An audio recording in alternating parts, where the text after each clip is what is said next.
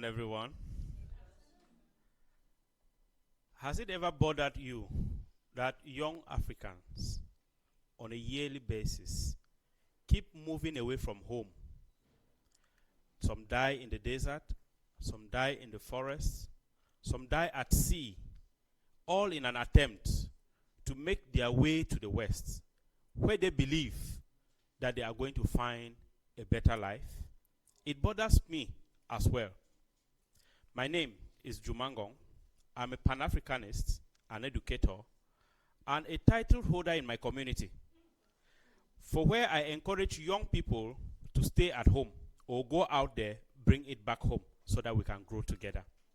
This afternoon, I want to talk to us briefly on what I title Making It in Africa Without Necessarily Going to the West. Making it in Africa without necessarily going to the West.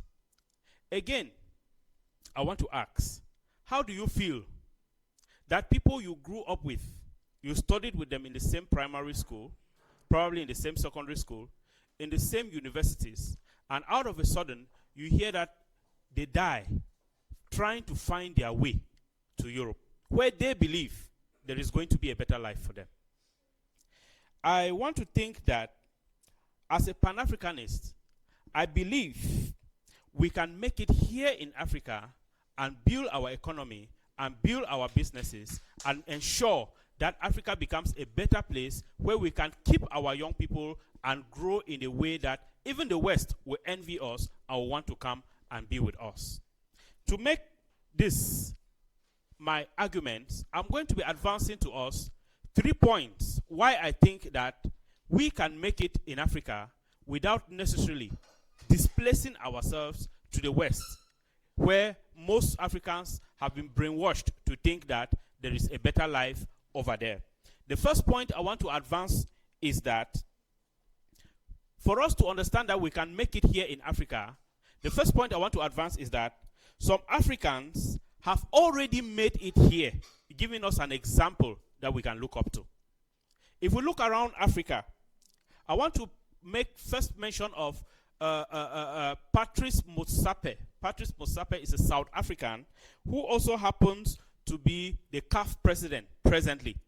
He is a big businessman. Before being CAF president, he has made it in the domain of mining. If we go to Kenya, we have James Mwangai, who is a banker and has established a banking system that cuts across Africa. And if we come back home to Nigeria, of course, we all know about our famous Dangote, who has made it on a global stage and is excelling. And he lives with us. He doesn't live in the West. His businesses are here. I want to stand on this to push forward my point that Africans can make it here without necessarily traveling to the West. I want to draw this quote according to a research carried out by Frank Swanika in 2018, who carried out a research on successful businesses in Africa, successful businessmen in Africa, and came to the conclusion that you don't need to leave Africa to make it. You can build from Africa and establish in Africa. That takes me to the second point I want to put across. My second point I want to put across to establish the fact that we can make it in Africa without necessarily displacing ourselves to the West is that Africans still have a lot of untapped potentials. There are still a lot of untapped potentials in Africa. What do I mean? The digital economy is booming in Africa. There is a lot of potentials for that. Mobile money, e-commerce, and all that you can think of. So many Africans are yet to get into it. And if you and I can educate ourselves and educate our comrades to understand that in Africa, there is still a lot that people can venture into without necessarily displacing themselves, we will be building an economy that can sustain. We have vast land. We have a lot of agricultural potentials. In fact, we have a growing population in Africa because the economy requires a market.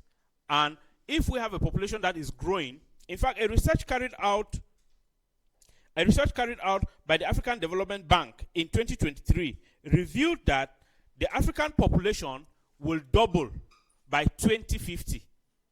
This makes us to understand that if you start investing now and you start projecting now, by the time we get to that moment when the African population is doubling, you have a very big market for whatever thing you are doing.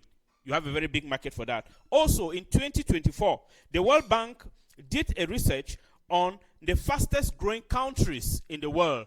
And the findings of that research revealed that 6 amongst the 10 fastest growing countries in the world, 6 of them are found in Africa. I therefore put it to you that if we consistently build our economy and do our businesses in Africa with this growing population and the untapped potentials of Africa, we are going to make it without necessarily displacing ourselves to the West. My third point, thank you, sir. My third point, which I want to put across, is that there is a lot of untrue picture that has been painted on our minds about the West. What do I mean? They don't tell you about the deserts that they go through. They don't tell you about the fact that some people die on the way, and some still do not want to agree, still think that it's just stories made up to convince you to stay home.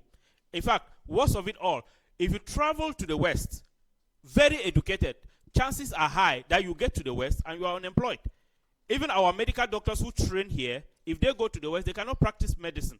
Therefore, when they stay here, they are more useful to humanity than when they leave this place and go to the West. I want to end with these 2 quotes, anonymous quotes.